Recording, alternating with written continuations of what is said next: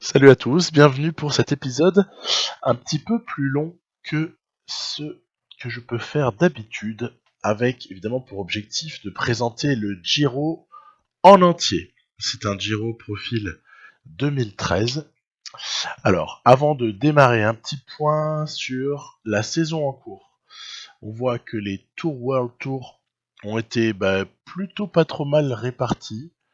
Il y en a deux pour Sky, il y en a un pour Bardet, c'est bien. Il y a Denis aussi qui arrive à en choper un. Il y a Roglic aussi qui, avant le Giro, avait préchauffé. Bon, intéressant, intéressant. Jungels avait pris un tour du Pays Basque, ma foi, plutôt sympa. Et puis du côté des classiques, le partage a été un petit peu moins équitable. Il faut dire que les classiques, c'est quelque chose que je coche tout particulièrement. Et puis en plus, la De Koning Quick-Step, c'est une équipe particulièrement dominante sur les classiques et beaucoup moins construite pour dominer sur les grands tours, hein, voire même pas du tout, en fait, hein, ou sur les tours. Donc voilà, un partage non équitable, mais un partage au sein de l'équipe. C'est tout ce qui compte. Passons au Giro. L'équipe alignée, elle est modeste, hein. Elle est modeste. De Klerk va être quelqu'un qui va aider, tout simplement. Hodge, je l'ai pris pour a priori amener les sprints de Viviani avec Richiese. Cavagna, un peu en homme à tout faire. Seri pour être le troisième couteau sur terrain montagneux, vallonné. Et évidemment, un Bob Jungels qui a été emmené pour essayer de soutenir celui qui doit être le leader, a priori, c'est Henrik Mas. Voilà. On voit qu'il y a du monde. Il y a du Moulin, il y a Vincenzo Nibali, il y a Roglic, il y a Geraint Thomas. On a un Simon Yates également, Miguel Angel Lopez. Voilà, il y a Thibaut Pinot, Richie Porte, Nairo Quintana, Timo Elense et Tige Benoît sont venus. Il y a un joli plateau de sprinters également. Et puis, c'est parti. On va pas citer tout le monde. Vous allez voir les noms qui vont se dégager au fur et à mesure de cet épisode, de ce Giro donc. Je rappelle, profil 2013. Alors, on a un avantage assez immense sur l'IA, c'est que ce tour 2013, je l'ai déjà joué. Donc forcément, je suis un poil moins maladroit ou on va dire dans l'inconnu. Et voilà, j'ai des petits souvenirs. Je l'ai joué avec Andia Moragazzi, c'est l'équipe donc de Nibali. Je l'ai joué avec eux. On verra si ça a un impact ou pas. Parce qu'après, on peut pas faire d'un âne un cheval de course. Hein, si les mecs avancent pas ou si on se fait distancer, on se fait distancer. C'est comme ça. Hein.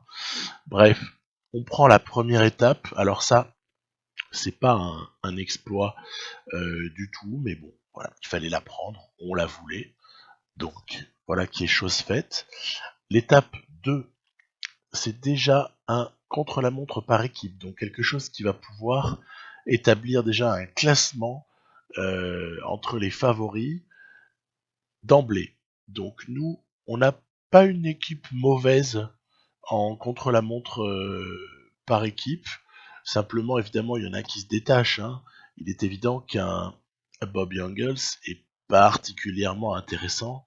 À l'opposé, vous en avez certains qui sont des brels absolus, quoi. Je sais pas, par exemple, de Clerc en contre-la-montre, hein, j'entends. Hein. Alors après, attention, 17 km, on est en deçà des 20 bornes, donc forcément, la note de prologue joue énormément. Voire même c'est elle qui domine.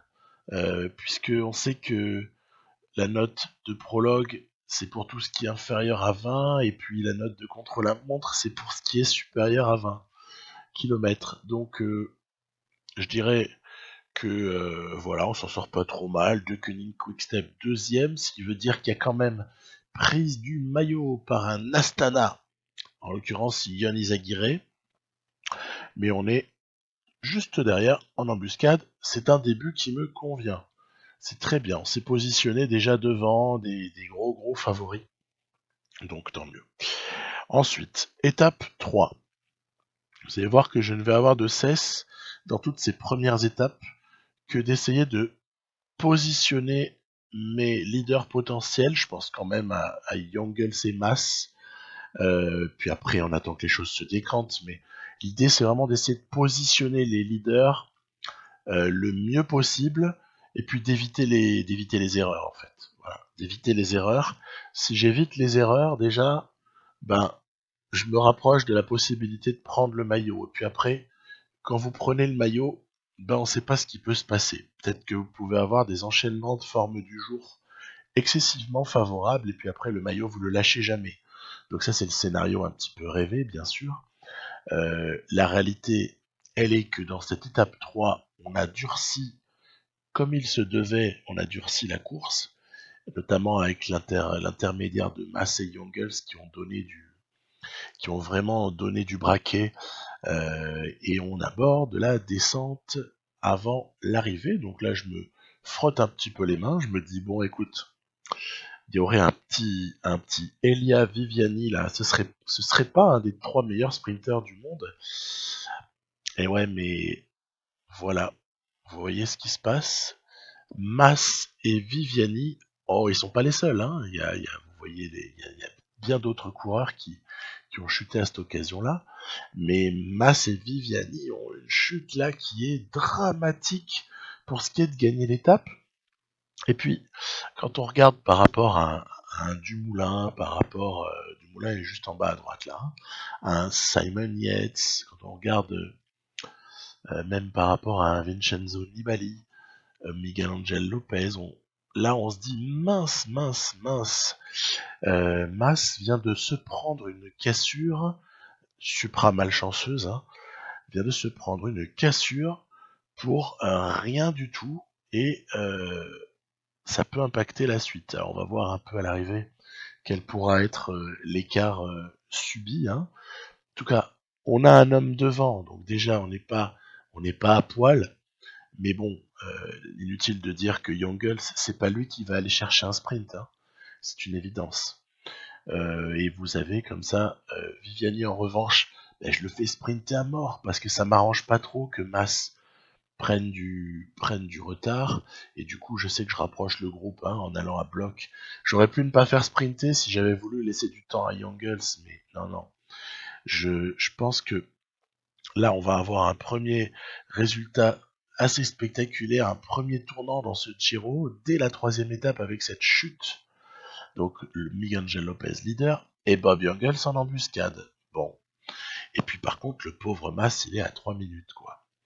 Alors 3 minutes d'emblée c'est pas rigolo. C'est pas rigolo. Mais un Giro c'est long et puis les coups de chance et de malchance ça peut éventuellement s'équilibrer. Donc ce Giro aussi il a une caractéristique, c'est qu'il est truffé d'arrivées qui sont très difficiles, des arrivées au sommet. Et c'est vrai que sur les arrivées au sommet, Henrik Mas, il peut regarder droit dans les yeux les mecs qui sont autour de lui. Il y a peut-être guère qu'un Geraint Thomas, dont on peut éventuellement se dire que ou Thibaut Pinot, hein, mais après attention, on va voir un petit peu les écarts, comment évoluent les classements, mais a priori, voilà, il y a quelques gars que Mas peut craindre, mais il n'y en a pas 10 dans ce Giro, hein, il y en a peut-être même pas 5, donc c'est pour ça que 3 minutes, c'est pas la fin du monde. Il y aura des contre-la-montre aussi, et ces contre-la-montre sont en terrain qui favorisent les grimpeurs, donc voilà, on ne s'affole pas, mais on est bien content d'avoir Youngles en 2e position, parce qu'au final, ça veut dire qu'il y a une possibilité de récupération de Maliarosa euh, très prochaine, éventuellement. Hein. Regardez, là c'est intéressant, on a Simon Yates, Vincenzo Nibali, qui ont suivi l'attaque qui avait été portée par Isagire, voilà. Et donc Roglic a rejoint. Ah, Mas a craqué. Ah là. Ça fait mal par contre. Alors vous avez du coup Youngles qui est dans le groupe. Voilà, le groupe va aller évidemment se disputer l'arrivée. Mais vous avez Mas, le pauvre, qui a repris un écart. Et ouais, mais en même temps, bon, c'est pas un énorme écart, mais il y a quand même comme ça, voilà, des petites secondes en trop là. Aïe, aïe, aïe, aïe, aïe. Ça c'est un deuxième petit souci. C'est un des cas, et Garen Thomas a pris cher, c'est un des cas où j'ai absolument aucun regret, mais en tout cas j'ai voulu que Youngles finalement ait une chance de prendre le maillot, et c'est ce qui, regardez, voilà, va arriver à cette étape 5, c'est ce qui va, étape 4, pardon, et le soir de l'étape 4, il va prendre le maillot. Et ça m'intéressait parce que, ben, vous allez voir un petit peu ce qui va suivre, avec notamment un chrono très rapidement là. Donc là, il y a une étape pour fêter le premier maillot rose de Bob Jungels sur ce Giro. Eh bien, il y a une étape plutôt accidentée sur le final. On arrive à basculer plus ou moins en tête grâce au bon travail notamment de Série. On mise beaucoup sur Série, faut pas se mentir, parce que dès lors que je ne veux pas dépouiller au niveau énergie, je ne veux pas dépouiller Youngles et Mass pour les garder sur le entre guillemets le money time quoi, des étapes, et ben ça veut dire qu'il faut qu'il y ait des gens qui bossent avant. Qui peut bosser avant dans cette équipe? Viviani s'il se sacrifie, euh, Série évidemment, et Cavagna lorsqu'il est en forme. Parce que les formes du jour sont assez fluctuantes. Ça, c'est un sujet que j'aborderai un petit peu plus tard dans l'épisode. Après un petit commentaire sur ça pour expliquer notamment quelle a été ma façon de préparer ce Giro. Vous avez vu, il y a Gaviria là qui se fait damer le pion par Colbrelli avec masse dans la roue. Il allait lever les bras, le Gaviria, et puis bien mal lui en a pris. Il y a deux mecs qui lui sont passés devant. Donc bon, allez, petit grattage de bonification pour Mas qui entame sa remontée au classement général. Non, je rigole, il est même pas dans le top 10, le pauvre, mais là encore, c'est à la fin qu'on jugera les choses. Donc, en attendant, la victoire nous a échappé, faut quand même le mentionner. Parce que j'ai préféré faire bosser Viviani plutôt que jouer sa chance à fond. J'étais dans l'optique plutôt du gain de temps au général, en fait. Vous voyez, j'ai beau partir sur un Giro avec une équipe qui n'est pas construite pour gagner, j'ai tout de même envie de gagner. C'est ça qui est catastrophique. Je ne peux pas m'empêcher d'avoir envie de jouer la carte d'un Youngles ou d'un Mass à fond, quoi. Et c'est vrai que du coup, j'ai tendance à sacrifier des petites étapes par-ci, par-là pour Viviani, parce que qu'est-ce que représente une victoire d'étape par rapport à une victoire sur le classement général, très honnêtement. Surtout que des victoires d'étape, on va en avoir. On va en avoir. C'est pas non plus comme si on n'en avait pas et qu'on était dans la disette la plus totale. Regardez, en voici une. Cette fois-ci parfaitement emmenée par Hodge.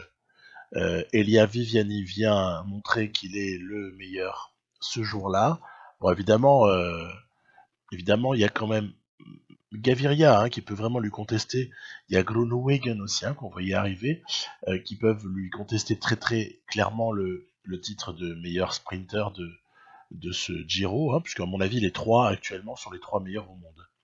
Donc c'est sympa, on a quand même un plateau relevé aussi au niveau du sprint. Et l'on aborde une étape 7, avec toujours donc le maillot sur les épaules de Youngles. On aborde une étape 7 sur laquelle il y a là encore du mouvement potentiel sur le final. J'aime beaucoup ces fins d'étape comme ça, où il y a une bosse, où il y a un enchaînement de bosses parfois, parce que ça permet éventuellement de faire perdre du temps à des gens. Et on sait que là où le joueur humain a une supériorité par rapport à l'IA dans PCM, c'est notamment sur la gestion des jours sans, si je pouvait dire les choses ainsi. Il y a, alors qu'on voit une chute un petit peu embarrassante, mais voilà, ça va réduire le groupe à l'avant. Bon, après nous, on a Youngles, Mas et Viviani dedans, donc il n'y a pas de quoi pleurer, mais voilà, ça a posé des soucis, hein, cette chute pour certains coureurs. Donc voilà, hein, ces petites fins d'étape là, bien vallonnées, là, j'aime beaucoup. Je trouve que là, c'est vraiment des endroits où il y a moyen de gagner du temps, et notamment, par exemple, de faire passer à la trappe un favori qui du coup va plus nous embêter pour le général et qui va plutôt du coup se concentrer sur les victoires d'étape plus tard. Mais ça, c'est très très bon pour nous en fait, parce que si on élimine un par un les mecs qui pourraient être meilleurs que nous sur terrain montagneux, et ben peut-être que le Giro il pourra se rapprocher en fait.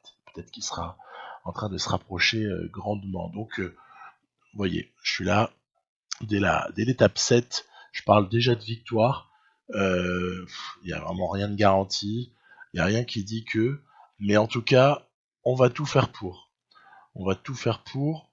Regardez, j'ai fait partir masse dans l'option, évidemment, d'essayer de récupérer du temps. J'ai fait partir masse là, sur cette toute fin d'étape, en me disant, écoute, au pire, il y a Viviani qui est calé dans la roue de Youngles, donc si ça revient, on n'est quand même pas trop mal loti. Ça travaille pour revenir. Vous voyez par exemple, voilà, il y a eu du travail, notamment à un moment donné de Roglic. Il y a eu aussi l'équipe de Nibali, les Bahrain Merida qui ont fait ce qu'ils ont pu. Et puis, bon, bah écoutez, au final, celle-ci, elle n'est pas pour nous, mais regardez, elle est intéressante parce qu'on a quand même pris, encore une fois, petite bonif avec masse. En plus, l'arrivée, elle se fait sur un petit groupe, ça veut dire que nécessairement, il y a des gens qui ont perdu des plumes. Ils ont perdu des plumes. On va tout de suite voir ça au classement général, donc victoire de Henao. Classement général, toujours Youngles leader. Et puis, on commence déjà à avoir le maillot du classement par points sur les épaules de Mas, bon, qui se retrouve toujours 10e, hein, au moment d'aborder l'étape 8. Alors, vraiment, cette étape 8, elle est fondamentale dans ce Giro 2013. Elle est supra-fondamentale parce que il va falloir, sur 55 km de contre-la-montre, hein, excusez du peu, hein, il va falloir gérer finalement la barre d'effort et essayer d'en garder. Il va falloir essayer d'en garder parce que dans le final, il y a un raidillon qui peut peser très très cher. Alors, vous voyez qu'évidemment, j'observe de près le dénommé Primoz Roglic, hein, qui est tout à fait considérable comme un gros favori sur ce type de parcours. J'avais évidemment en tête d'observer le comportement d'un Nibali. Il faut bien voir que ce contre-la-montre qui a l'air d'apparence assez plat, hein, entre guillemets, enfin en tout cas, il n'y a pas l'air comme ça d'avoir des différences immenses. Ben en fait, curieusement, vous avez vu, il y a Roglic qui a déjà repris Enric Mas, et ouais, ça fait mal, hein. Ça fait très mal. Il y a des différences à faire pour les grimpeurs, ouais, je sais, ça surprend. Vous allez voir comment se déroule la fin de ce contre-la-montre. Je vais vous faire, je peux le dire maintenant, la confidence que j'ai fait en sorte de partir lentement. J'ai fait en sorte de partir lentement parce que je voulais en garder sous la pédale. Donc évidemment que les 2 premiers temps intermédiaires pour Mas et Youngles, ils sont limite dégueulasses. Mais regardez ce qu'il est en train de faire, Enric Mas. Il est en train de redépasser Roglic, vous allez me dire heureusement. Heureusement, puisque Roglic est parti derrière. Mais surtout, il est en train de le déposer. Il est en train de le déposer alors qu'on voit devant que y a, voilà, des coureurs aussi qu'on va rattraper. Regardez, Enric Mas, meilleur temps à l'arrivée, car ce raidillon a pesé très lourd. Alors, vous allez me dire, oui, Primoz Roglic prend le premier temps, bravo, bah oui, ça reste Roglic. Je veux dire, Pas non plus, c'est comme s'il y avait Christopher Froome. Froome, il le gagnerait ce contre-la-montre. Mais ce qui est plus étonnant, c'est que Geraint Thomas n'ait pas performé comme on aurait pu éventuellement l'attendre. Donc ça, voilà, pour moi, c'est une interrogation.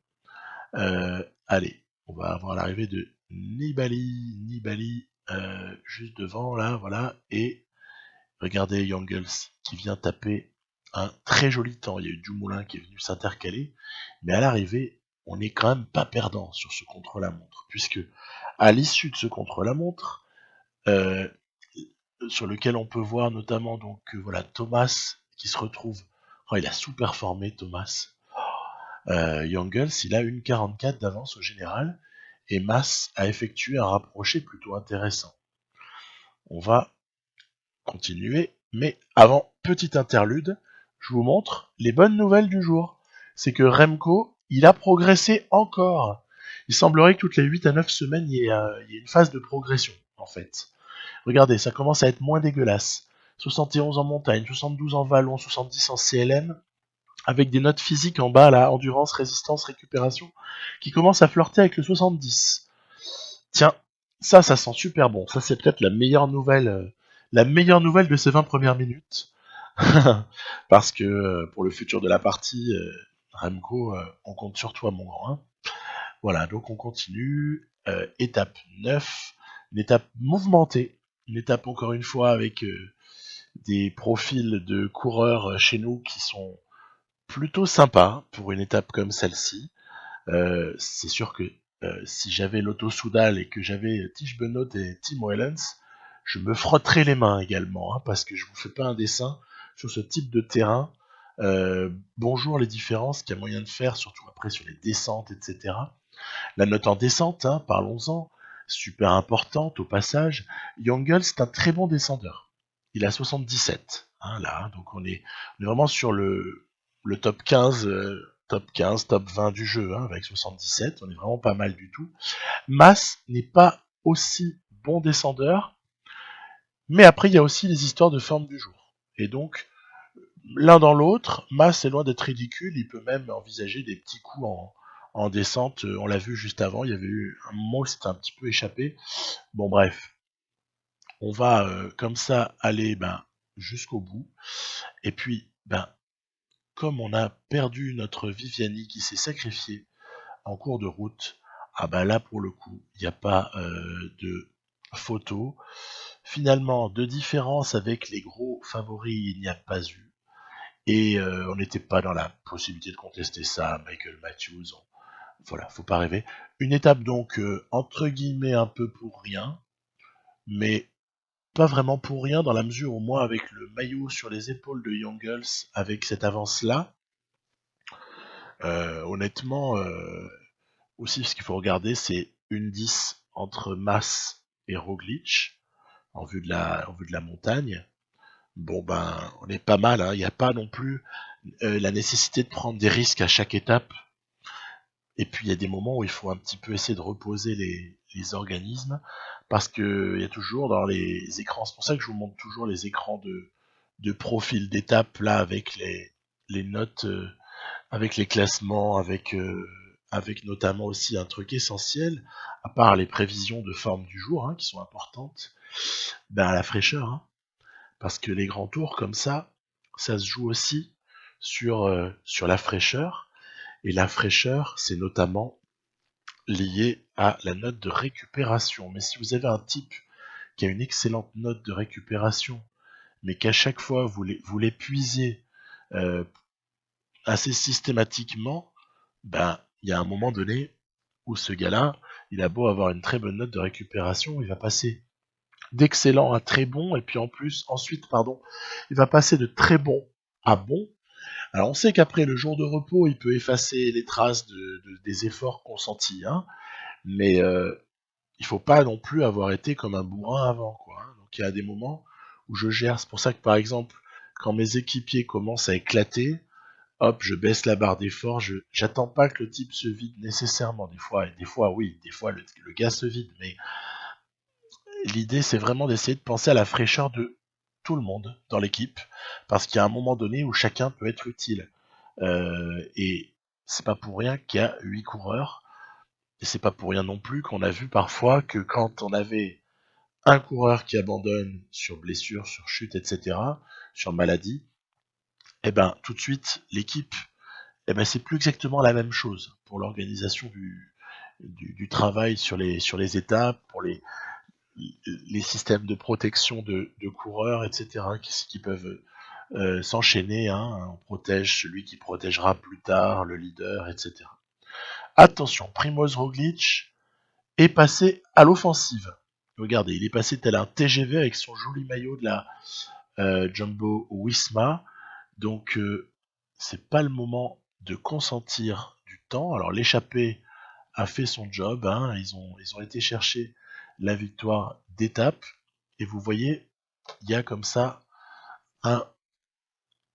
des secondes qui ont été perdues par rapport à Roglic, par Nibali, Mas notamment, ce qui donne donc un petit rapproché léger de Roglic, qui devient le co-dauphin de Jungels. Attention à Roglic. On a vu émerger déjà les gens dans ce Giro. On a bien compris qui pouvait être fort, qui pouvait prétendre à la victoire et puis qui s'était éliminé de lui-même. C'est pour ça qu'en fait, c'est aussi vraiment une épreuve par élimination, ce genre de truc. C'est comme dans la réalité. Vous perdez du temps, reperdez du temps, c'est terminé, quoi. Voilà. Donc, on a bien vu qui est encore dans la course, et puis on a bien vu aussi que certains, ils y sont plus. Voilà. Je pense notamment à un Quintana qui a accumulé les retards. Et ouais, c'est comme ça. C'était comme ça.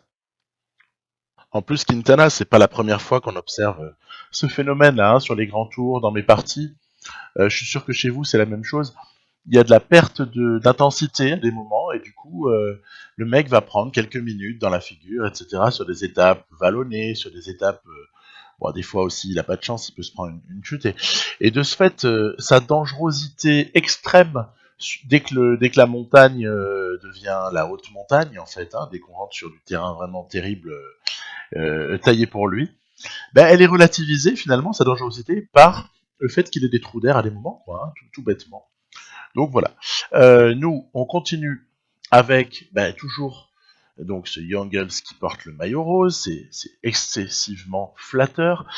Et puis on voit que sur cette étape, écoutez, j'ai cherché à emmener dans le final, éventuellement emmener Mas, voilà, pour ça va fonctionner. Aller chercher une victoire d'étape, plutôt jolie, plutôt importante aussi dans l'optique de la remontée fantastique de Henrik Mas au classement général.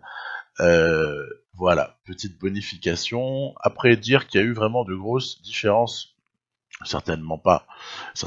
Mais bon, Mas, il solidifie sa 5e place et il revient, en définitive, c'est ça qu'il faut voir, il est à 1,10 de Dumoulin, Roglic et Izagirre. Voilà, c'est à peu près ça le résumé de la situation. Alors ensuite, étape 12, je dirais presque une étape 12 sur laquelle il faut un peu essayer de s'économiser au niveau des leaders, parce que ce qui va suivre avant le jour de repos jusqu'à l'étape 15, donc, parce qu'il y a un repos après l'étape 15, ce qui va suivre sera copieux, dense, et ça peut se jouer, beaucoup de choses peuvent se jouer là, donc surtout, on ne fatigue pas les coureurs, voilà.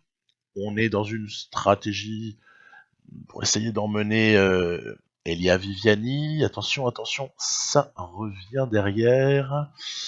Ça va. Viviani va donc nous la chercher. Vous avez vu comme le groupe s'est réduit là sur l'arrivée. Il y a eu encore une fois durcissement là de la course et fatalement cassure. Ça arrive à une petite quarantaine. Bon, c'est pas une surprise absolue de constater ça. Donc Elia Viviani, vainqueur d'étape, ok. Derrière, ça ne bouge pas au classement général ou peut-être Epsilon. Donc vraiment pas grand-chose. Étape 13, qu'est-ce qu'on va bien pouvoir faire? Est-ce qu'on va encore emmener du Viviani ou est-ce qu'on va trouver autre chose par opportunisme? C'est toute la question. Donc 241 km, hein. Excusez du peu. Là encore, on est sur une étape là qui est tout simplement digne d'une vraie classique. Une vraie classique bien pour les destinés aux costauds qui ont capacité quand même de bien passer les bosses.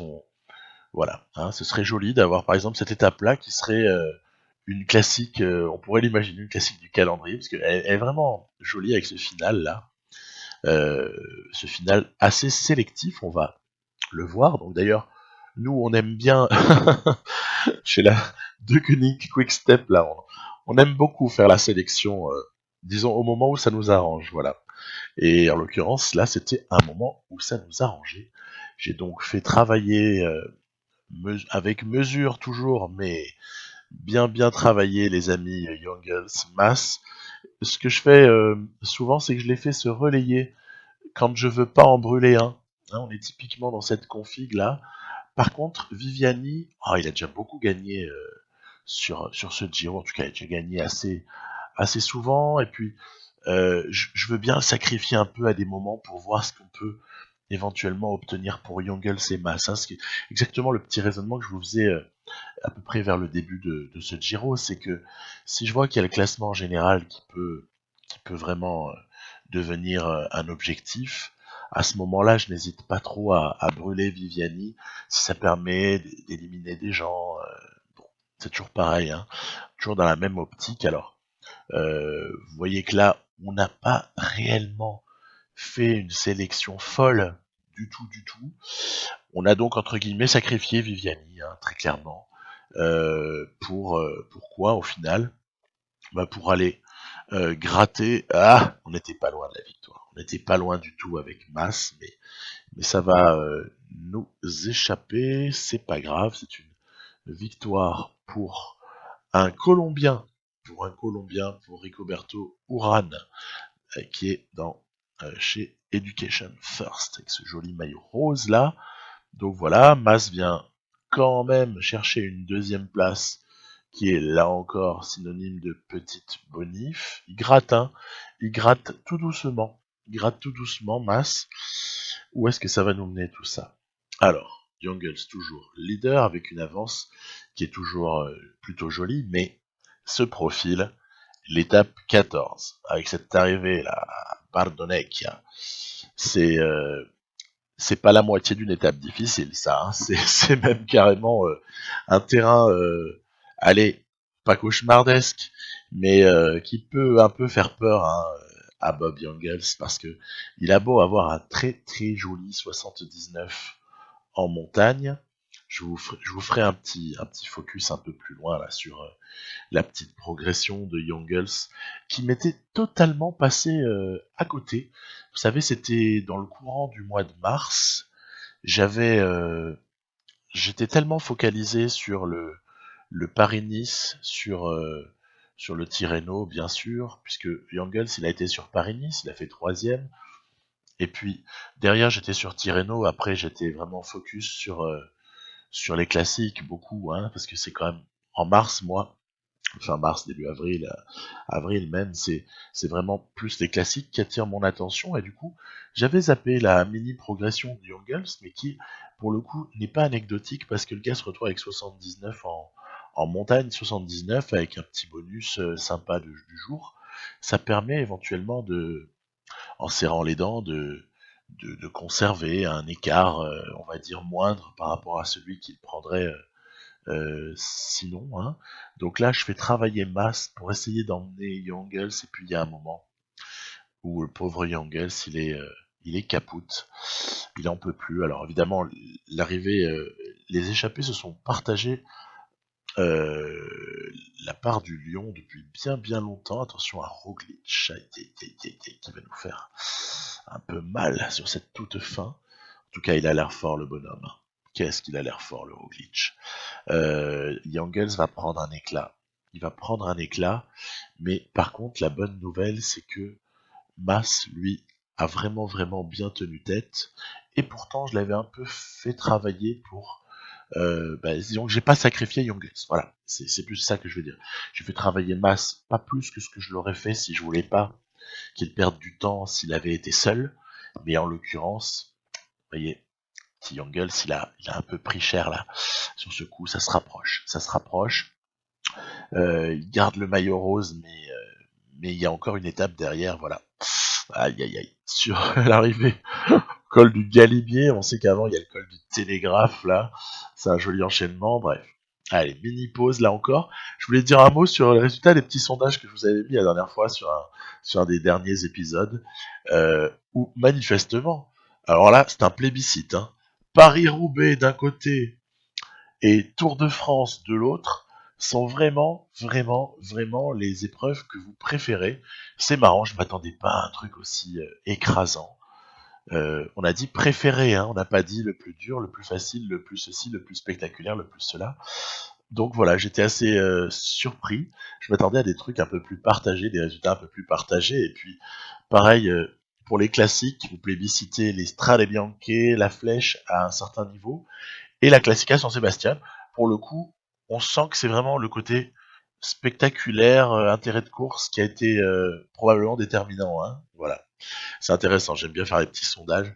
Je continuerai à en placer de ci, de là. Alors, étape 15, après cette petite pause, et ouais, l'étape 15, avec l'arrivée là en haut du col du Galibier, franchement, c'est pas cadeau. C'est pas cadeau du tout. Alors, qu'est-ce que va bien pouvoir faire l'ami Youngers sur ce terrain-là? En plus, vous voyez qu'il n'est pas doté d'une forme du jour exceptionnelle. Il va falloir voir, c'est peut-être le moment de cogiter et de se poser les bonnes questions. Est-ce que, au vu de ce qui reste derrière Bob Youngles, on est à même de le conserver dans l'esprit, en tout cas, comme notre leader? Ou est-ce que Bob Youngles doit s'effacer très gentiment pour laisser à Henrik Mas, eh bien, je dirais le leadership de l'équipe, parce que avec sa note en montagne qui est plus que sympa, 82, puis hors bonus, hein, Mas paraît quand même le mieux taillé, avec une petite minute au général de retard sur Roglic, ce qui est pas énorme, Donc, est-ce que Mas ne serait pas le mieux taillé pour résister? Pourquoi je dis ça? C'est pas que je tienne à tout prix à sacrifier Youngles, parce que Youngles m'intéresse au plus haut point. Si je pouvais le faire gagner, ce serait phénoménal. En plus, il est à part le Tour du Pays Basque, c'est le seul qui n'a pas réussi vraiment à choper de classique là. Bon, voilà, c'est un petit crève-cœur avec Stibar aussi. On aimerait bien récompenser Stibar en cette fin de saison. Donc, l'histoire, c'est pas que je veux pas, c'est que je me dis, sur arriver comme ça au sommet, Youngles, il va éclater très probablement. Et si c'est pas sur cette étape-là, ça peut être sur la 19 ou sur la 20. Donc à partir de là, ouais, je me décide. Je me décide à faire bosser Youngles en mettant Mas dans la roue et en me disant bon, tu vas peut-être perdre le maillot, mais par contre, tu vas permettre à Mas, ben finalement, de pouvoir vraiment postuler à la victoire. Alors que si à ce moment-là, j'avais fait travailler Mas pour Youngles, je risquais non seulement de fatiguer et Mas et de lui faire perdre de l'énergie, et donc finalement l'éloigner définitivement du général, mais je risquais également à ce moment-là que Youngles explose tout de même. C'est ce qu'il est en train de faire, le pauvre. Mais par contre, vous voyez que le plein d'énergie là que j'ai conservé jusqu'à la toute fin de cette étape-là, il est payant. Il est payant puisqu'on est capable de suivre les tout meilleurs. Attention, il y a Roglic là-haut. Là. Il va falloir essayer de revenir le max possible. Il reste pas mal de barres à masse pour dire qu'on est dans le dernier kilomètre. Donc on va s'occuper de le faire remonter. Regardez, il est en train de reprendre pas mal de terrain. Il va même finir très probablement devant Roglic. Alors, Isagir et c'est moins grave. Lopez aussi parce qu'il a pris pas mal de retard au général. Mais regardez, Mas va reprendre un petit peu de temps sur un Simon Yates, sur un Nibali, sur Roglic. Donc au final, je suis assez content de mon calcul parce que je suis assez certain que Youngles ne pouvait pas finalement aller plus loin en rose que cette étape-là, ou que à la limite, en tout cas jamais il serait allé au soir de l'étape 20. Voilà, c'est un petit peu ça mon raisonnement. Et puis je savais que la toute fin, en étudiant le profil, la toute fin était supra-violente, vous voyez, du noir. Et donc c'est pour ça qu'il fallait garder aussi de l'énergie pour Mas. Et on voit que ça a un petit peu payé. Voilà, il a repris un peu de temps. Et du coup, changement total au général avec Roglic, nouveau maillot rose, Mas deuxième avec une trentaine de secondes, 35-37 secondes d'avance sur Dumoulin. Pas mal, pas mal. Il se positionne, Mas. Il n'était pas si loin en définitive. Ce qui était trompeur, c'était l'écart global avec Youngles, mais à partir du moment où Youngles craque, on a vu ce qu'on a vu. Donc, cette étape qui suit, la 16, elle propose, encore une fois, une difficulté non négligeable, alors qu'on voit qu'on est toujours un petit peu embarrassé par des problèmes de chute. Il y a eu beaucoup de chutes dans ce Giro. C'est terrible. Nombre de chutes qu'il y a. Alors certaines ont été impactantes, puisque on se souvient notamment de Mas dès le tout début de ce Giro qui se prend une chute. Il n'était pas le seul, donc attention, c'est pas une explication du classement général.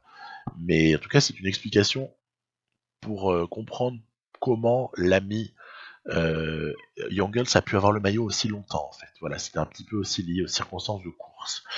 Là, on a un petit peu les choses qui se sont remises à l'endroit quelque part, il n'y a plus d'incertitude. Vous avez vu, c'est une étape sur laquelle les cassures du départ ont provoqué un petit peu de remous en fait dans la course. Il y a eu pas mal de remous. Il y a eu des favoris comme ça lâchés qui ont fait des favoris ou en tout cas des gens, des grands noms, on va dire de ce Giro qui se sont fait distancer, qui ont eu toutes les peines du monde à remonter, voire même qui se sont retrouvés en situation de devoir sacrifier des équipiers. Et ouais, mais ça se paye parce que après il y aura un long secteur plat après la descente là qui va suivre, et cette longue portion d'étape relativement plane ne permettra à certains de rentrer et ne permettra pas à d'autres parce qu'ils ont sacrifié déjà trop d'équipiers, et puis surtout les équipiers peuvent être du coup faire défaut dans la toute dernière difficulté de l'étape. Donc c'est quand même une étape là encore super intéressante, 230 bornes. Bonjour, la longueur de certaines étapes là, sur ce Giro 2013, c'est assez phénoménal. Vous voyez par exemple, voilà, il y a du Wayland, Benoît, même Matthews qui peut gagner ce genre d'étape là, pour peu qu'il passe la bosse avec le reste. Qui vont sur le tard, à force de boulot, vont rentrer certains, mais on va dire que j'ai pas mal roulé. J'ai pas mal fait rouler mes équipiers. Certainement pas Youngles et Mas, vous vous en doutez. Par contre, les autres, je les ai fait bosser. Ça fait qu'il y a forcément une croix sur Viviani. Vu le pourcentage, de toute façon, je ne destinais pas Viviani à gagner cette étape-là. J'ai préféré vraiment tout miser sur un Youngles qui emmène Henrik Mas, et c'est tout à fait le scénario là qui est en train de se produire. Pour le moment, rien n'échappe à la stratégie de la Deceuninck Quick Step départ de Mas, au moment où Youngles capitule, mais Roglic est solidement dans la roue, même si Mas va en placer une avant le sommet. Là, on va comme ça essayer de s'en aller. Mais qu'est-ce qu'il est costaud, Roglic. Il doit être boosté par son maillot rose là sur les épaules. Il est costaud le type. Alors du coup, je me dis bon, très bien. Tu prends la roue, on n'arrive pas à faire le trou. En plus, Roglic, en fait, il a un peu des meilleures notes partout que Mas. Il est légèrement meilleur un peu partout, voilà. Et du coup, au final, c'est dur parce que y a aucun domaine sur lequel Mas est plus fort que Roglic. Faut vraiment jouer sur la corde raide, quoi. Donc là, je réessaye de planter une attaque sur cette toute petite côte qui était avant et après la descente, finalement, qui clôture cette étape-là, parce que descente avec une petite côte à un endroit. Bon, on a compris, ce n'est pas aujourd'hui qu'on prendra du temps à Roglic. Néanmoins, on aura essayé. Flamme rouge. Les deux leaders de ce Giro arrivent ensemble. Alors, je pense qu'il faut quand même essayer d'aller la gagner, celle-là. Roglic, il a lancé un petit peu tard. mais j'avais quand même gardé pas mal de barres, donc à l'arrivée, la giclette de masse aura permis euh, d'aller gagner cette étape-là. Et ouais, il y a des dégâts, il y a des dégâts. Par exemple, voilà, je pensais à Dumoulin là, qui a dit relativement bye-bye à pas mal d'espoir sur cette étape-là. Il y a vraiment comme ça, vous allez voir le général juste après, il y a eu du dégât de partout, ça a explosé. Ce début d'étape aussi mouvementé n'était pas fait pour arranger les choses. Donc on va regarder ça tout de suite après, les dégâts au général. Ce qui me satisfait, c'est que Youngles, finalement, il s'est replacé légèrement, enfin en tout cas, il est qu'à 3 minutes 20, ça va, et puis Mas, du coup, avec la bonif, il a grignoté 6 secondes, et vous voyez, il reste plus que Yates et Nibali en danger immédiat, hein, très très clairement, parce que Dumoulin, il a un petit peu tout perdu hein, sur cette étape 16. Et oui, et ça, c'est terrible, par contre. C'est terrible. Parce que c'est pile le moment que Mas a choisi pour être ne se sent pas bien. Ouf. Il vaut mieux ça qu'un virus. Hein.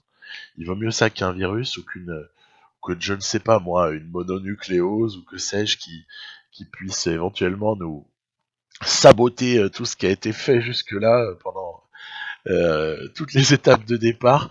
Alors, du coup, ma stratégie est la suivante. J'ai déjà vu dans PCM que quand un coureur ne se sent pas très bien, il faut éviter de lui faire produire trop d'efforts ce jour-là. Sinon, ça peut vraiment s'aggraver. Ça m'est déjà arrivé, et puis je m'étais mordu les doigts parce qu'après le type avait dû abandonner, etc. Donc, du coup, masse, coucouche tranquille aujourd'hui. On va faire le minimum d'efforts. Il y aura quand même des efforts à faire sur la difficulté finale, vous en doutez. Et j'essaye d'échapper Nibali. N'importe quoi. Les fils se touchent. J'essaye d'échapper Viviani, parce que Viviani, il a je sais pas combien de dizaines de minutes de retard au général, me dit allez, t'envoies Viviani, comme ça après il tient le coup dans un petit groupe, il gagne l'étape, emballé, c'est pesé, et on passe à la suite. Et ouais mais non. Parce que ben on a beau être dans un jeu, il y a quand même un peu de retour à la réalité de temps en temps. Personne ne veut laisser partir Viviani. Et un petit peu vexé, je l'avoue, par le fait qu'on me laisse pas partir et qu'on finalement on me sabote ma stratégie, en tout cas mes envies de stratégie. Eh ben j'ai dit puisque c'est ça, ok, très bien.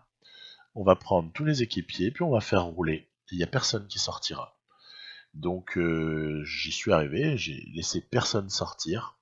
Après évidemment il y a cette difficulté finale, hein, ça va sortir hein, dans le final c'est clair.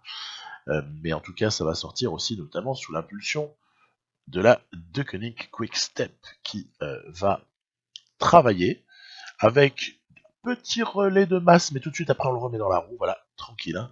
L'objectif encore une fois, c'est qu'aujourd'hui masse ne passe pas une journée trop fatigante. Et j'espère le retrouver, si ce n'est pas le lendemain, au pire le surlendemain, sans maladie. Enfin voilà, c'est un peu l'état d'esprit dans lequel je suis. J'ai beaucoup fait bosser Elia Viviani sur ce coup-là, ça va se payer. Ça va se payer parce que regardez, il part pour apparemment une victoire, mais en fait c'est lancé beaucoup trop loin, hein, quelque part. C'est lancé trop loin, ce qui fait que Viviani, non, ne va pas pouvoir tenir jusqu'au bout. Et Mas, en revanche, il n'est pas loin d'aller la chercher. Il n'est pas loin d'aller la chercher, mais non. mais non. C'est donc Issa Aguirre frère qui va chercher celle-là. Petite mini écart pour Youngles. Espérons que ce soit pas trop cher payé. Et donc, bah encore une petite occasion de marquer, on va dire, des points hein, au maillot par point, parce que ça ne vous aura pas échappé que Henrik Mas est toujours porteur du maillot du classement par points. Le maillot bah, je trouve ça plutôt sympa, hein, plutôt sympa. Donc, on aborde là par contre quelque chose de fondamental. C'est peut-être là que tout va se jouer.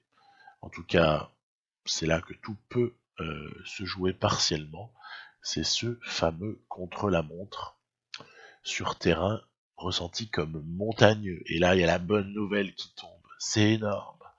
Nous sommes bénis des dieux. Mas va mieux. comme quoi, ouf, heureusement qu'on l'a pas trop fait travailler la veille. On va se tester un peu, comme d'hab, sur les premiers équipiers. Bon, je vais arriver encore une fois à la conclusion que l'IA, dans sa manière de gérer ce contre-la-montre, un petit peu à l'instar de ce qu'on avait remarqué dans le contre-la-montre de l'étape 8, là, c'est-à-dire que l'IA, elle avait tendance à un petit peu mal répartir ses efforts, et au final, elle ne gardait pas assez de barres, entre guillemets, hein, pour la toute fin. On va voir si c'est similaire. En tout cas, moi, je pars un peu sur la même stratégie. Donc, vous avez vu, c'est amusant, il y a comme ça les gros noms qui se succèdent. On est dans le top 10, là, évidemment, hein. Ou en tout cas en approche pour certains. Ça se succède, et il y a presque... Bon, pas du moulin, hein, décidément, il n'est pas dans un bon passage. Mais il y en a beaucoup qui ont successivement battu le meilleur temps intermédiaire, là. Youngles, vous avez vu, j'ai fait partir doucement. Nibali a tout éclaté au moment de l'intermédiaire 1. Très très fort, on rappelle Nibali 4ème, hein. On rigole pas trop. Yates vient rebattre le temps de Nibali. Suspense total. Suspense total, c'est insoutenable. Derrière, en plus, il y a Roglic qui reprend du temps à Henrik Mas qui a fait une première partie moyenne, mais là encore, c'était voulu. C'était voulu, parce qu'avec tout le pourcentage qu'il reste, et oui, c'est là que ça va se jouer. Pourquoi est-ce que je dis ça? C'est parce qu'au moment où Nibali reprend Youngles, c'est le moment où je vais accélérer avec Youngles. Je vais accélérer avec gros efforts, hein, vous pourrez le voir, c'est affiché. Hein. Très gros efforts de Youngles, objectif reprendre évidemment tout le temps qui a été perdu sur cette toute fin. Je vais appliquer la même stratégie pour Henrik Mas, qui a été donc... lui n'était pas rattrapé par Roglic, mais en tout cas, Roglic avait fait une meilleure première partie de CLM. Derrière, on a donc Youngles qui va conclure. Faire gaffe, il est un poil juste un peu au niveau de la barre. C'est pas dramatique du moment que ça me sert de point de référence pour que ce soit pas le cas d'Henrik Mas, en fait. Voilà, c'est tout ce qui compte. Bref, Vincenzo Nibali, meilleur temps provisoire. Henrik Mas est en train d'arriver. Il y a un poil short en barre là encore. Alors, qu'est-ce qu'on va faire? Entre-temps, Yates s'était passé devant Nibali. Et qu'est-ce qu'il va faire l'ami Mas? Bam!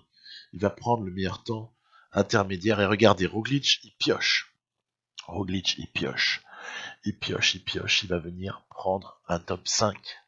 Mais pas davantage. Ça veut dire que donc on a ici une victoire d'Henrik Mas sur ce contre-la-montre. Alors cette victoire est vraiment... elle arrive au meilleur moment. Pourquoi? Parce qu'en fait, on a du coup retour à 21 petites secondes pour Henrik Mas. C'est fabuleux. Ça va nous promettre une étape 19 et une étape 20, mais genre de feu de Dieu. Suspense total. Suspense absolu. Je vous dis pas quelle excitation m'a animé quand je jouais ce truc-là. On est en prévisionnel plus 3 là sur l'étape 19. C'est pas mal pour un type qui est pas en pic de forme. Hein. Franchement, qu'est-ce que c'est bon ça. Il y a comme ça plusieurs facteurs impactants. Hein. Bref, on va essayer, je vous donne mon plan, c'est le suivant. Essayez de ne pas prendre trop cher sur cette étape 19 pour essayer plutôt un renversement de situation à l'étape 20. Voilà ma stratégie. Pourquoi? Parce que l'étape 20 me semble un petit peu plus propice à Henrik Mas pour faire une diff. En plus, il n'y a pas besoin de prendre des risques inconsidérés. Il n'y a pas besoin. Il y a juste besoin d'aller comme ça, peut-être placer une accélération sur une toute fin, comme ça, au sommet. On sait que les écarts peuvent grimper assez rapidement. Voilà, il n'y a pas lieu de s'affoler comme si on avait 3 minutes dans la musette, où là, il faudrait essayer de faire tout péter et quelque part, coup de poker, quoi. Là, c'est pas exactement la même chose. Il faut faire preuve un petit peu plus de finesse, être un peu moins bourrin, et voilà, c'est ce qu'on va faire. Donc, vous voyez là, on est dans la montée finale. J'ai bien pris j'ai fait attention à ce que, évidemment, on ne prenne pas de trop gros écarts, mais c'est pas grave. À des moments donnés, on peut laisser partir certains. Ensuite, en faisant des petits paris, vous verrez comme à l'étape 20, des petits paris où je me dis, est-ce qu'il faut que je bouche ou est-ce que je laisse les autres boucher? Là, par exemple, c'est un cas où on peut laisser Roglic boucher. Ah bon, évidemment, s'il part, s'il part, c'est plus pareil. On est obligé d'accélérer. Mais il y a des moments où si vous avez Nibali, Yates, par exemple, qui partent, on peut laisser Roglic travailler, surtout que Roglic, s'il y a bien un truc qui est à son désavantage par rapport à nous, pour le coup, j'en ai trouvé un, c'est que Jongels est un bon équipier de masse, là où Roglic n'a pas l'équivalent. Donc voilà, c'est notre seule force par rapport à Roglic, c'est que il y a quelqu'un qui peut être là sur la toute fin, alors que Roglic, même Bennett, ne peut pas réellement accompagner sur la toute fin. Donc voilà.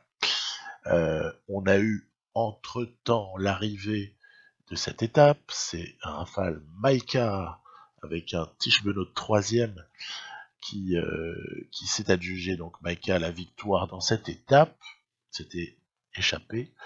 Et derrière, bon bah confirmation de ce que Jongels le pauvre, eh ben oui il a tout donné, hein, ça s'appelle se sacrifier.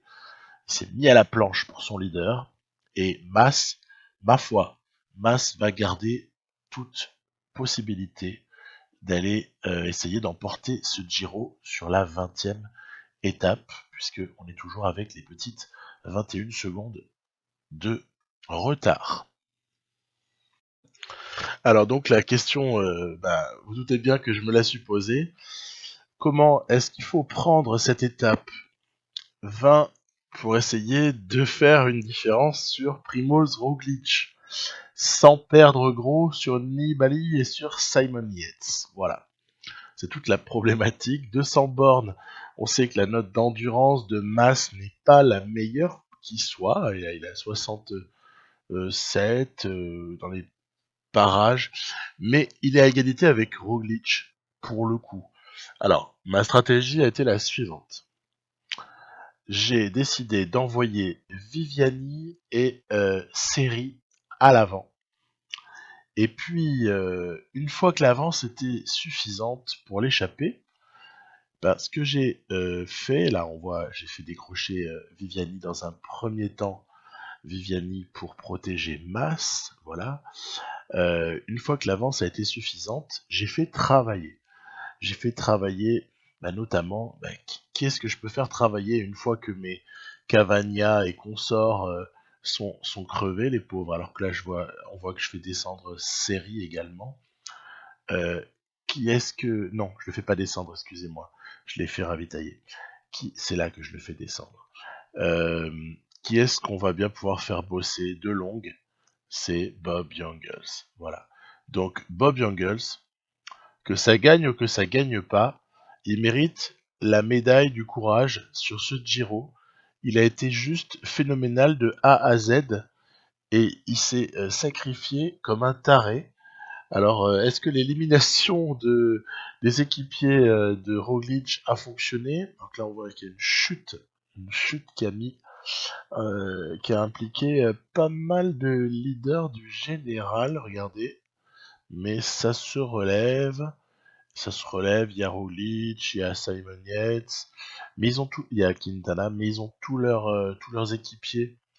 Ce qui fait que je ne m'excite pas à l'avant, je fais rouler série pour la forme. Regardez, c'est rigolo, Nibali s'est pris un bloc.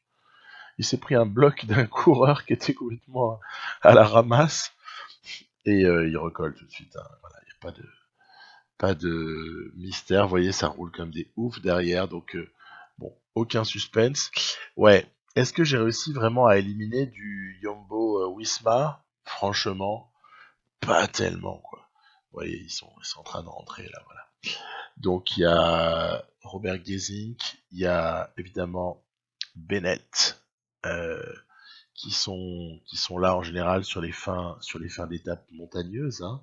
Là c'est Bennett hein, qui est encore présent.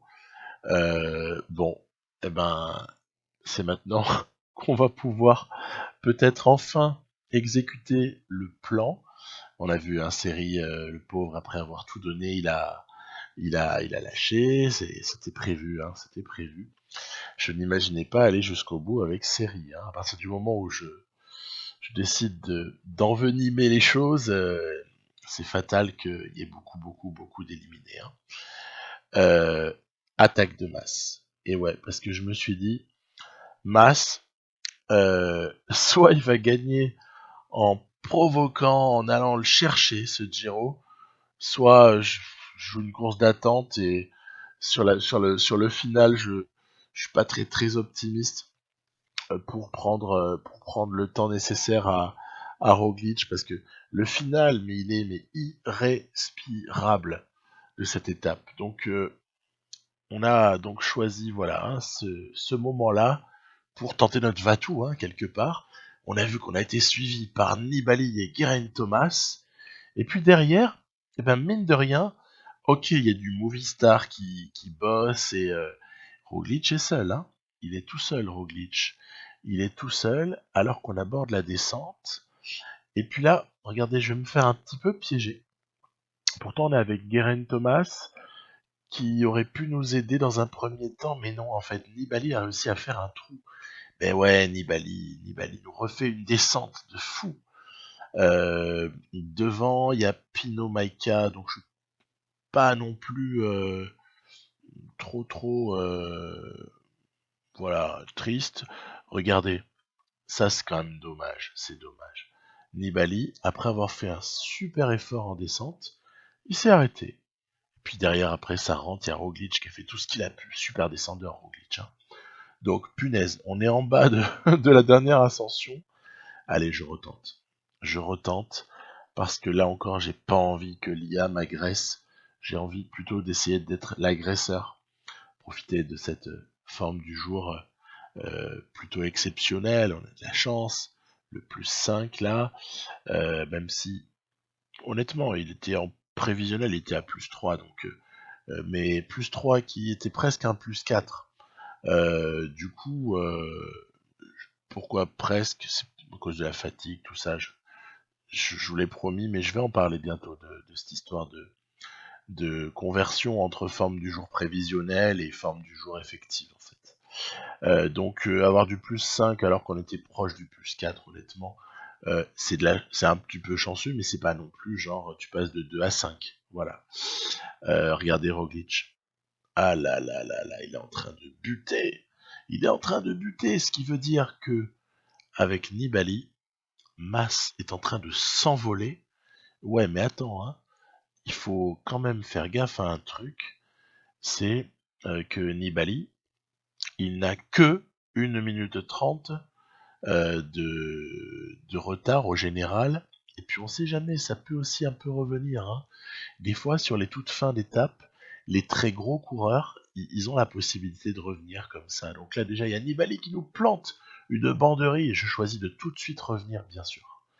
Tout de suite essayer de revenir dans la roue de Nibali, quitte à voilà, bouffer de la barre. Hein.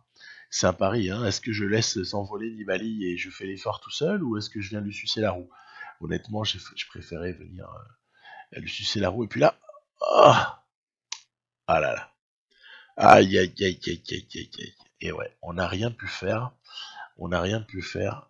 Nibali est en train de s'envoler. Alors s'envoler vers la victoire d'étape, je pense qu'il n'y a plus personne à ce stade-là qui va pouvoir la lui contester parce qu'à l'arrière ça ne revient pas vraiment. Et peut-être même sur vers la victoire sur le Giro, mais on est rassuré par la petite cadence de pédalage. On voit que il ne prend pas trop d'avance sur Mas. Je rappelle, 1,30. Avec la bonif, on va dire, allez, pour être super large, 1,25 quoi. Donc, est-ce qu'il y a plus d'une 25 d'écart? Non. Est-ce qu'il y a plus d'écart avec tous ceux qui vont arriver derrière? Et voilà, j'ai rappelé. Est-ce qu'il y a de l'écart? Bien sûr qu'il y a de l'écart. Bien sûr. Donc ça veut dire que notre petit Enric Mas a accompli son petit exploit. Il a réussi à renverser ce Giro. Pouh là là. On a eu chaud quand même. On a eu chaud parce que au moment où Roglic revient dans la descente, je pensais pas qu'il allait caler de cette façon-là dès l'attaque de masse. Après, on va la chercher. Hein. On va la chercher parce qu'il y a quand même pas mal de fois où on l'a provoqué. Hein. On l'a provoqué, donc petit débrief là, rapidos, en utilisant le replay, pour voir que j'ai fait travailler assez modérément Youngles. Je crois que j'étais en effort 74, effort curseur, dans le premier call.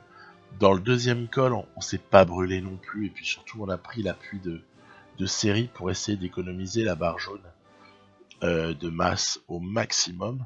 Et puis, en fait, on va comme ça aller tranquillement jusqu'à la troisième ascension, et c'est à 3,6 km du sommet de ce col-là que j'ai décidé. J'ai longtemps réfléchi, j'ai fait pause. J'ai réfléchi. J'ai dit, est-ce que tu tentes ce coup qui est peut-être idiot, parce que si tu te fais reprendre derrière, bam, c'est plus ou moins terminé. Hein. On aura bouffé trop de barres et du coup Roglic ne perdra pas de temps. Ou est-ce que tu le tentes quand même, et puis advienne que pourra. Bon, on a vu ce que ça a donné, et puis en plus je me suis fait peur là dans la descente, parce que Nibali, waouh, heureusement qu'il s'est arrêté de rouler avec Pinot et Maika, hein, parce que sinon, bonjour, hein, je vous dis pas. Et puis derrière c'est amusant, parce que en fait sur la première attaque en bas de la quatrième ascension, en fait, hein, qui se décompose en 2-3 temps, Maika a fait un boulot phénoménal, hein, pour ramener derrière. Il y a donc Nibali, il y a Roglic, il y a Geraint Thomas.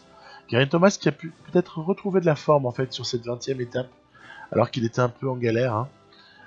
Et puis là, une fois que Maika bute, et ben c'est carrément Vincenzo Nibali qui prend les affaires en main et qui ramène. Puis à un moment donné, il en a eu marre de bosser pour les autres, il est parti, et puis personne n'a été capable de le suivre. Ni Dumoulin, ni Pinot. Bon, voilà, ni Roglic. Et puis derrière, regardez-moi ça.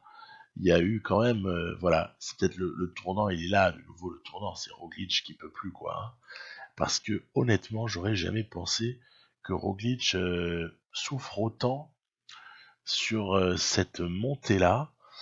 Voilà, c'est comme ça. Et donc derrière, il y a encore le suspense de savoir si oui ou non Nibali va nous creuser l'écart. Mais lui aussi, il n'en pouvait plus. Lui non plus, il n'en pouvait plus. Et donc, on s'en sort pas si mal du tout. Voilà. À noter une chose sur cette 20e étape, c'est, bon, normalement le classement général il devrait plus bouger, on va toucher du doigt, c'est les ravages de cette étape. Alors j'ai noté du Ulissi, j'ai noté du Bourman, il y a Gaviria, bon ça se comprend peut-être un petit peu plus, même Esteban Chavez, il s'est fait mettre en délai en fait. En fait ça a été terrible cette étape, même Zacharine, enfin bon, elle a éliminé un tas de coureurs. Bon, c'est pas la première fois que cette étape-là, dans Pro Cycling Manager, fait très mal. Hein. On a déjà un précédent. C'était avec les Andiamo Ragazzi. J'avais joué le Giro aux épisodes 6, 7, 8, 9. J'avais décomposé en 4. Et là, je le fais en un épisode, ce qui est quand même assez dément. On est à 1h08 là, de vidéo. Rassurez-vous, c'est bientôt fini. Et donc, on va ensuite peut-être essayer de s'acquitter de ce qui n'est pas une formalité, mais en tout cas quelque chose que Viviani doit prendre.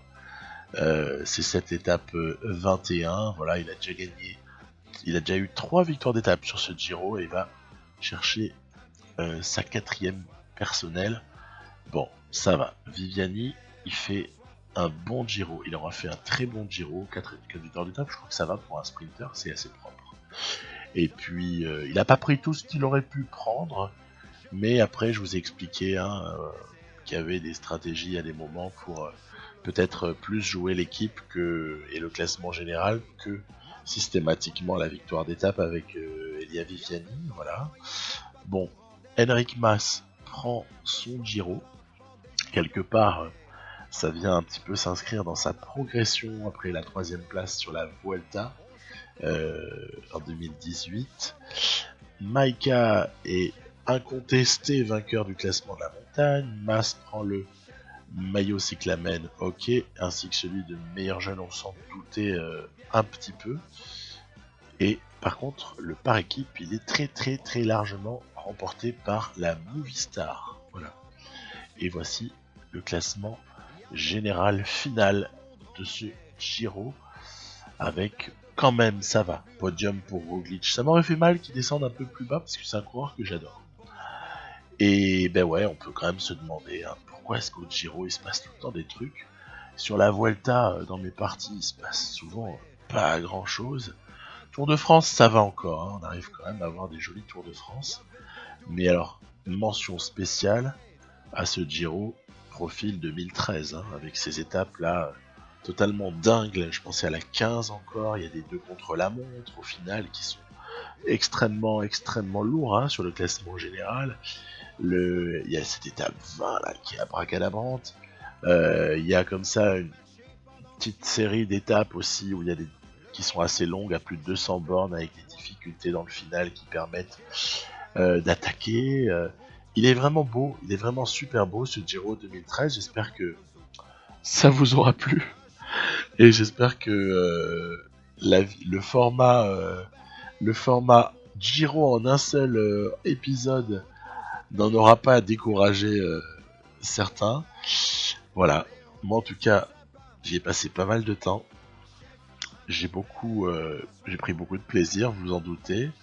Et puis à l'arrivée, le petit miracle Enric Mas, bon allez, il faudra pas l'attendre tout le temps parce que là, je vais vous en parler à l'épisode suivant, mais peut-être qu'en gagnant ce Giro, on a peut-être hypothéqué certaines choses pour la suite. Je vous en parlerai en détail avec toutes les images à l'appui dès l'épisode 8 qui sera une transition en direction ensuite du Tour de France. Voilà, je vous dis à très bientôt. Bye bye.